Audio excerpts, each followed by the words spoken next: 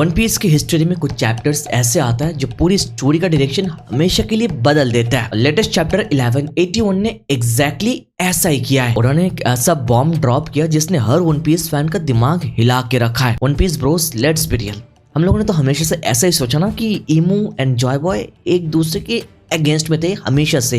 They were enemies from the very beginning. Specially हम लोग emu की साइड से ऐसा सोचते थे कि उनकी दुश्मनी ऐसे थे कि इमू उसको देखने के बाद ही मार देगा जान से। हम लोग को लग रहा था एंशिएंट किंगडम और 20 ग्रेट किंग्स के बीच में जो फाइट हुआ था, it was all for power, right? Because जो पैनल्स हमारे सामने आए वो तो ये सभी पोर्ट्रे कर रहा था। अभी हमको एक सेकंड के लिए ऐसा दिखाया नहीं कि इमू या फिर जॉय बॉय के बीच में कोई कनेक्शन हो भी सकता है।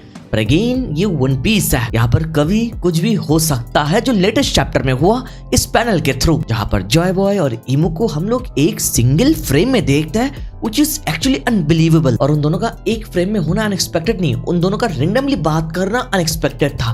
बिकॉज यहाँ पर जॉय बॉय लिटरली स्माइल करते हुए इमू से बात कर रहा है और बॉडी लैंग्वेज से हम लोग इजीली बता सकते हैं they were friends at that time. ये पैनल देखने के बाद बहुत सारे लोगों के theories regarding Joy Boy and Imu final war गलत हो जाता है और बहुत सारे न्यू चीजें हमारे सामने आता है। क्या हो अगर मैं तुमसे कहूँ कि वन पीस का सबसे बड़ा विलन एंड सबसे बिगेस्ट हीरो आज सच्ची में एक टाइम में बेस्ट फ्रेंड्स थे? क्या ये पैनल देखने के बाद भी तुम इस सिनेरियो को डिसएग्री करोगे? चैप्टर 1181 में इमू का वो इमोशनल और फ्यूरियस आउटबर्स्ट जो हमने देखा, where Imu said isn't that right Joy Boy? क्या ये सही नहीं है जॉय बॉय?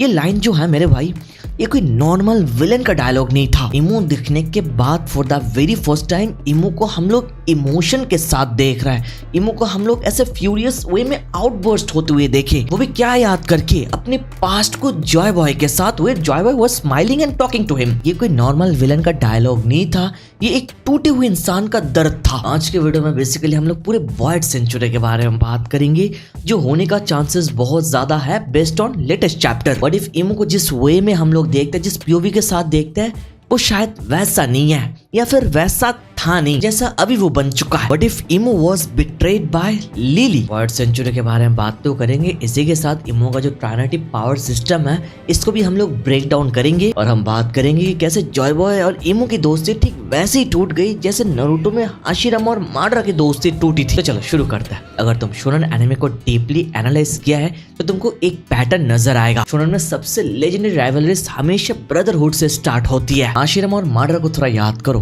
दोनों बचपन के दोस्त थे, दोनों दुनिया में शांति चाहते थे, पर उनका रास्ता अलग था। हाशिरामा की पीओवी से उसको लगता था कि जो पीस है वो अंडरस्टैंडिंग और अलायंस से आएगी, और जो वहां पर माडरा था उसको लगता था कि पीस जो है ये सिर्फ एब्सोल्यूट कंट्रोल और डोमिनेशन मतलब इन्फिनिट सुकुयोमी से आएगी। लेटेस्ट चैप्टर के अकॉर्डिंग और इमू के डायलॉग के बाद हमको पता चलता है इमू और जॉय बॉय की स्टोरी एग्जैक्टली यही है मेरे भाई। हमको पता है वन पीस में आज से 900 साल पहले एंशिएंट किंगडम अपने पीक पर था। जॉय बॉय जो नीका फ्रूट का यूजर था वो एब्सोल्यूट फ्रीडम में बिलीव करता था। उसका मानना था कि हर रेस जैसे फिशमैन, जायंट्स, लुनारियंस सबको आजादी से जीना चाहिए। लेकिन on the other side emu ने दुनिया की रियलिटी देखी है। इमू ने देखा होगा कि जब इंसान को पूरी आजादी मिलती है तब वो लालच में आकर एक दूसरे को डिस्ट्रॉय करने लगता है। चैप्टर 1181 में इमू का डोमिनिवर्सी टेक्निक और कोवेनेंट सिस्टम हमको दिखाता है कि इमू का जो मेन गोल है वो है कंट्रोल। इमू को लगता है कि इस दुनिया को बचाने के लिए किसी को गॉड बन के पूरी दुनिया को प्रोटेक्ट करना पड़ेगा, सबके ऊपर रूल करना पड़ेगा। बिना रूलर के दुनिया आउट ऑफ कंट्रोल चले जाते हैं, तो उसको कंट्रोल में लाना पड़ेगा, वो डोमिनेशन। ये सारी चीजें मेरी ओपिनियंस नहीं है, ये लेटेस्ट चैप्टर में खुद रिवील हुआ। कोवेनेंस, डोमिनिवर्सी, पावर, ये तीनों चीजें एक साथ मिलने से डोमिनेशन बनता है, राइट? ये सारी चीजें मैं चैप्टर देख के बता रहा हूँ, अपने आप से नहीं। तो इमू के पीओवी से उसको लगता है दुनिया को बचाने के लिए, दुनिया के सिस्टम को मेंटेन करने के लिए यहाँ पर एक एब्सोल्यूट बीइंग की जरूरत है, एक एब्सोल्यूट रूलर की जरूरत है, और वो रूलर इमू खुद बनेगा। किसी को होना पड़ेगा जो रूल करेगा, सबको कंट्रोल करेगा। और याद करो इमू गॉड वैली में ज़ेबेक को देखने के बाद क्या बोला था, जब तक ज़ेबेक यहाँ पर रहेगा तब तक इमू का जो दुनिया है ये कंप्लीट नहीं होगा। जेबिक से क्या समझाने की कोशिश की, डेविड जॉन्स का ब्लड लाइन। तो ईमू यहाँ पर बेसिकली अपना खुद का दुनिया बना रहा है जहाँ पर सब कुछ कंट्रोल रहेगा, जहाँ लोग अफरा तफरी नहीं कर पाएंगे जैसे लोग अभी कर रहे हैं, जो पायरेट्स कर रहे हैं। देखो मेरे भाई, हमको पता है जॉय बॉय एक ड्रीमर था और वेगापंक के थ्रू हमको पता चला ही वाज द वन जिसने एंशिएंट वेपन्स को हमारे इस दुनिया के लिए भेज दिया। और ये वेगापंक को खुद भी पता नहीं कि जॉय बॉय ने ऐसा किया है क्यों। हमको पता है जॉय बॉय एडवांस किंगडम से बिलोंग करता और उस टाइम के हिसाब से वो किंगडम बहुत ही ज्यादा एडवांस था। इवन हमारा जो करंट वर्ल्ड है, ये दुनिया भी उस एडवांस किंगडम के आसपास तक नहीं जा पाया। समझ लो at that time Joy Boy का वो किंगडम कितना ज्यादा एडवांस था। इट्स ऑब्वियस जो एंशिएंट 3 बिग वेपन्स है वो एडवांस एंशिएंट किंगडम से आए जहाँ पर जॉय बॉय था। Maybe it's safe to say कि जॉय बॉय ने तीनों एंशिएंट वेपन्स को बनाया, बट किस लिए? शायद पूरी दुनिया को कनेक्ट करने के लिए, डिस्ट्रॉय करने के लिए बिल्कुल भी नहीं। एक एंशिएंट वेपन है पोसेडन ताकि सी किंग जहाजों को सेफली पुल कर सके, एक है प्लूटन ताकि रेड लाइन को तोड़ा जा सके और ऑल ब्लू बन सके। लेकिन इमू ने शायद रियलाइज किया ये वेपन अगर गलत हाथों में गया तो दुनिया खत्म हो जाएगी। इमू और जॉय बॉय के बीच सबसे बड़ा आर्ग्यूमेंट शायद यही से स्टार्ट हुआ है। इमू चाहता था कि इन वेपन्स को लॉक कर दिया जाए और सभी किंगडम्स को एक स्ट्रिक्ट सिस्टम के अंदर लाया जाए। जॉय बॉय इससे एग्री नहीं किया होगा, उसने शायद कहा होगा लोग की आजादी नहीं छीन सकता है। देखो इमू और जॉय बॉय दोनों को शायद शांति चाहिए था, पर दोनों के जो वेस है वो डिफरेंट थे। जॉय बॉय लोगों को आजाद करके, फ्री करके, हर रेसेस के लोगों को फुल फ्रीडम देके वो पीस लाना चाहा। इमू का थिंकिंग शायद अलग था, वो लोगों को कंट्रोल, डोमिनेट करके शांति लाने के बारे में सोचा। बिकॉज इमू के हिसाब से जब लोग फ्री हो जाता है तब लोग सबसे ज्यादा करप्शन के थ्रू जाता है। और मेरे भाइयों, एगेट के टाइम वेगापंक के स्पीच को थोड़ा याद करो, उसने क्या बताया था? यहाँ पर जॉय बॉय गलत था या फिर सही था, या फिर 20 ग्रेट किंग्स जो है वो सही थे या फिर गलत थे, ये वेगापंक को खुद भी पता नहीं। बिकॉज वेगापंक के हिसाब से वो इस साइड को भी जज नहीं कर सकता और इस साइड को भी जज नहीं कर सकता, बिकॉज दोनों यहाँ पर सेंस बनाता है। और वेगापंक ने क्लियरली बोला जो वॉइड सेंचुरी का बैटल हुआ था वो एक बैटल था आइडियोलॉजीज का।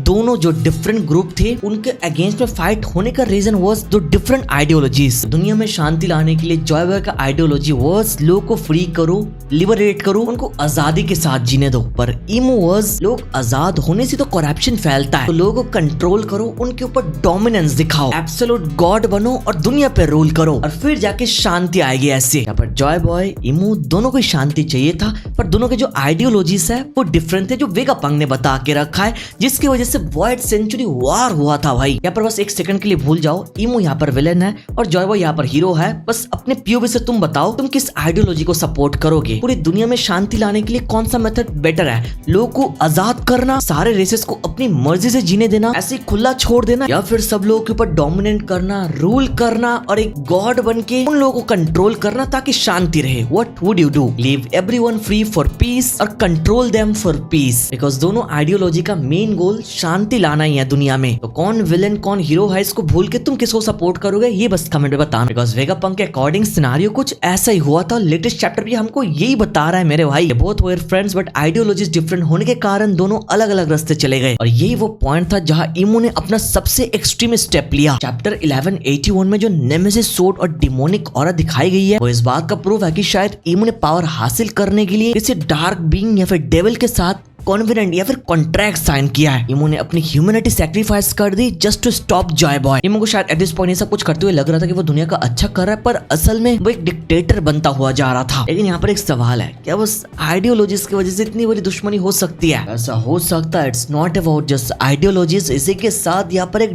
डीप पर्सनल रीजन भी है। और यहाँ पर डीप पर्सनल रीजन से हमारे सामने एक नाम आता है and that is Nefertari D Lili. हम जानते हैं लिली बीस्ट किंगडम में से एक थी, पर उसने सेलेस्टियल ड्रैगन्स बनने से मना कर दिया था। सबसे बड़ी बात, उसने पोनीग्लिफ को पूरी दुनिया में स्कैटर कर दिया है। और सवाल आता है ना, लिली ने ऐसा क्यों किया? The answer is simple, because lily और जॉय बॉय के बीच में एक बढ़िया बॉन्ड था ब्रो। सोच इस बारे में, इमू, जॉय बॉय और लिली, शायद वॉइड सेंचुरी में ये तीनों एक क्लोज ग्रुप थे। May be emu deeply careful, lily जो हमको दिखता है अभी भी भाई 800 साल बाद भी वो पोस्टर को घूरता रहता है, बहुत बार देखा है। पर शायद लिली जॉय बॉय के आइडियल्स मतलब जो फ्रीडम है उससे शायद इंस्पायर हो चुकी थी। जब इमू ने 19 किंग्स के साथ मिलकर एंशिएंट किंगडम पर अटैक किया तो लिली ने लास्ट मोमेंट पर इमू को बिट्रे किया और जॉय बॉय का साथ दे दिया होगा। तो इमू के लिए एट दैट टाइम ये एक डबल बिट्रेयल था भाई। उसका best friend Joy boy already उसके आइडियोलॉजी के अगेंस्ट में था और वो औरत जिस पर वो सबसे ज्यादा विश्वास करता था लिली, उसने भी उसको धोखा दे दिया लास्ट टाइम में। इमू के आइडियोलॉजी को सपोर्ट ना करके जॉय बॉय के आइडियोलॉजी को सपोर्ट किया। जॉय बॉय लिली दोनों से खिलाफ हो गए and this is the reason कि इमू का जो गुस्सा है वो इतना ज्यादा डरावना था। वर्ल्ड सेंचुरी की फाइनल बैटल कोई नॉर्मल वार नहीं थी, ये माडारा वर्सेस हाशिरामा जैसे एक टॉप टियर बैटल थी ब्रो। इमू ने अपनी ब्लेड ऑफ जजमेंट जो नेमेसिस है उससे शायद अटैक किया ही होगा of course and Joy boy ने अपने गियर 5 की पीक पर पावर यूज की होगी। लेकिन हमको पता है रिजल्ट जॉय बॉय हार गया। पर क्यों? क्योंकि जॉय बॉय किसी को मारना नहीं चाहता था, इवन अपने पुराने फ्रेंड इमू को। पर इमू डोमिनिवर्सिटी का यूज करके पूरी तरह रूथलेस हो चुका था। जॉय बॉय ने शायद अपने मौत से पहले एक प्रॉमिस किया, एक व्हील ऑफ डी छोड़ दी। उसने पोनीग्लिफ पर अपनी स्टोरी लिखवाई ताकि फ्यूचर में कोई लाइक लूफी आए और उसके अधूरे काम को पूरा करे। और इमू का क्या? इमू ने दुनिया की सबसे ऊंची जगह एम्प्टी थ्रोन पर बैठकर डिसाइड किया कि अब कोई आजादी नहीं होगी, दुनिया वही करेगी जो इमू चाहेगा। तो पास्ट का जो दो डिफरेंट आइडियोलॉजीज बैटल है वो स्टिल खत्म हुआ नहीं मेरे भाई, वार स्टिल ऑनगोइंग है, जो वेगापंग ने ऑन्स अगेन मेंशन कर दिया था मेरे भाई। इफ यू रिमेंबर कि जो एंशिएंट टाइम में वॉइड सेंचुरी में वार हुआ था वो स्टिल ऑनगोइंग चल रहा है, बिकॉज वो दो डिफरेंट आइडियोलॉजीज का जो क्लैश था वो अभी तक एंड हुआ नहीं। फाइनल वार बस हाकी कोटिंग अटैक, जो पंचेस वगैरह ये सब में सीमित नहीं रहने वाला है, ये एक आइडियोलॉजी का बैटल भी होने जा रहा है। हमको पता है जॉय बॉय की तरह लूफी का गोल भी सेम है, उसका गोल दुनिया को कन्कर करना नहीं है मेरे भाई, उसका गोल बस फ्री रहना है। किंग ऑफ पायरेट कौन है? लूफी ने ऑलरेडी सबको बता के रखा, ये फेमस लाइन हम लोग कैसे भूल सकता है। जो लूफी का ड्रीम है वो इमू का सबसे बड़ा डर है, दैट इज फ्रीडम, आजादी। आजादी से दुनिया में पीस मेंटेन करना मुश्किल हो जाती है। इमू की पीओवी से लोगों को ज्यादा आजादी मिलने से दुनिया में वायलेंस क्रिएट होती है, तो वहां पर ऊपर बैठ के किसी को राज करना पड़ेगा दुनिया की शांति को मेंटेन करने के लिए। जॉय बॉय लूफी को फ्री होना है, फ्री करना है लोगों को, बिकॉज सन गॉड निका लोगों को लिबरेट करता है। और वहीं पर emu on the other side कोई वन डायमेंशनल विलन नहीं है, वो एक ट्रेजिक फिगर है जिसने पीस लाने के चक्कर में खुद को एक मॉन्स्टर मतलब डेविल बना लिया। और लूफी का अल्टीमेट काम सिर्फ इमू को हराना नहीं होगा बल्कि उस 800 साल पुराने ट्रेजेडी को खत्म करना होगा। इमू के आइडियोलॉजी को गलत प्रूफ करना पड़ेगा। Imu could be a villain and not a villain at the very same time, we can call him a dictator. इस चैप्टर के लास्ट में इमू ने जॉय बॉय को याद करके जो इमोशन दिखाया और जैसे आउटबर्स्ट में चिल्लाया, ये देखने के बाद आगे बिल्कुल भी सरप्राइज मत होना अगर इमू की ट्रेजिक बैक स्टोरी देखने के बाद अगर तुम भी इमू के लिए फील करना स्टार्ट कर दो। तो टिपिकल शोनन एनिमे के अंदर हम लोगों ने देखा विलेंस के अपने अलग पीओवी होता है और बहुत सारे लोग स्लोली विलेन को भी सपोर्ट करना स्टार्ट करता है। और ऐसे शोनन के मैं बहुत सारे एग्जांपल्स दे सकता हूँ। वन ऑफ देम इज माडारा, सबसे बड़ा एग्जांपल है। माडारा विलन होने के बाद भी नारुतो फैंडम कभी माडारा को हेट नहीं करता है and on the other side वहां पर सुकुना भी है।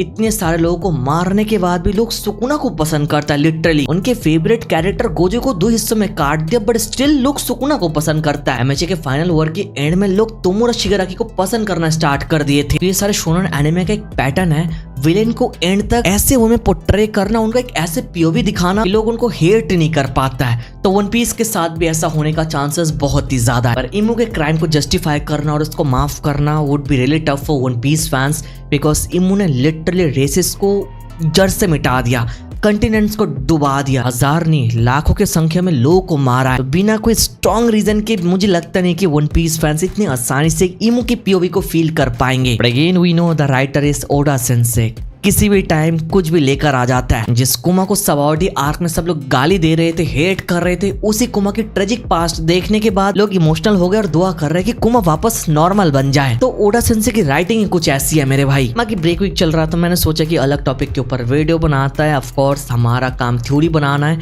बाकी ओडा सेंसे के ऊपर सब कुछ डिपेंड करता है। बाकी चाहो तो तुम भी अपना ओपिनियन दे सकते हो मेरे भाइयों, हम राइटर नहीं है, हम ब्रेक वीक के चलते बस थ्योरी एंजॉय कर सकता है। बाकी चाहो तो अपना ओपिनियन जरूर देना। वीडियो तक देख रहे हो तो लाइक करना, चैनल पर नया सब्सक्राइब कर देना। Thank you so much watching this video. तो मिलता है नेक्स्ट वीडियो में।